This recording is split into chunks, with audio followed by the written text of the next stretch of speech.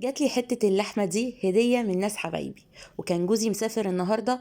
قلت والله لا اعملك للغالي بأحلى طريقة، وتمت المهمة بنجاح وانبهر بالطعم يا جماعة. تعالوا شوفوا هنعمل ايه.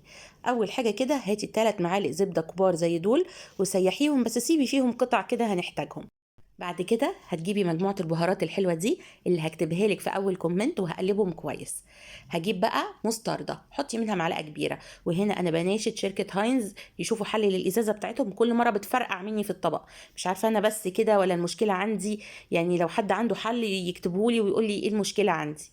قلبته كويس جدا.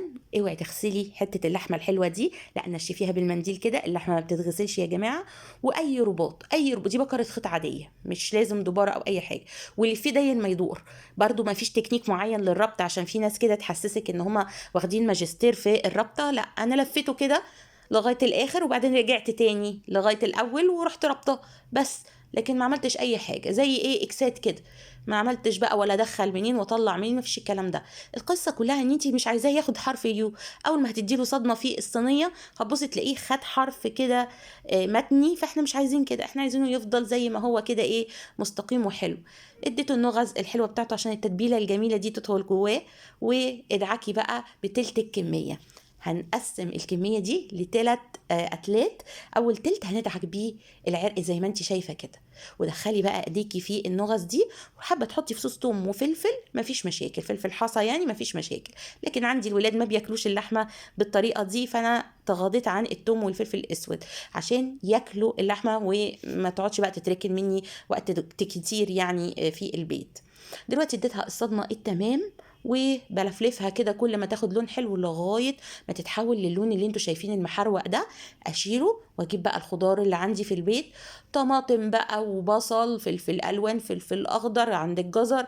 قطعيهم قطع كبيره كده واديهم الصدمه التمام ياخدوا البهاريز اللي في الطاسه. قلبتهم ونزلت بمعلقه كبيره من الخليط اللي انا دعكت بيه العرق. مش انا قلت لكم اول معلقه هنستخدمها على العرق، المعلقه التانية هنحطها مع الخضار، وهقول لكم المعلقه التالتة هنحطها فين.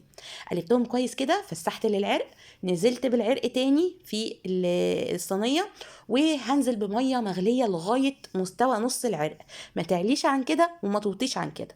وسيبيه بقى اول ما يغلي غلوه كده غطيه بالفويل، وعلى نار هاديه سيبيه لمده ساعتين لساعتين ونص. العرق ده تريبيانكو مش فليتو، عشان كده خد مني الوقت ده. بخرت كتير قوي من الميه لغايه ما بقى شويه ميه صغيرين مع الخضار. ضربتهم في الخلاط. وفي الصينيه نفسها حطيت نص كوبايه ميه عليهم الخليط المضروب في الخلاط ده.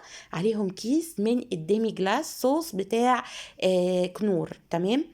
وبعد كده هقلب كويس. هنا انا غلطت، كان المفروض تحطي الكيس في الميه البارده، لانه كلكع مني زي ما انتم شايفين. بس على مين هقول لكم تفكوا الكلكعه دي ازاي.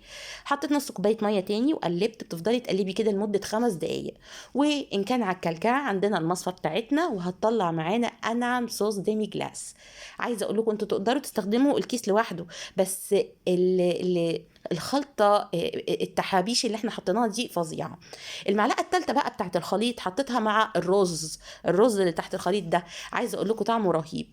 وبجد اللحمه بتدوب في البق، جربوها هتعجبكم جدا.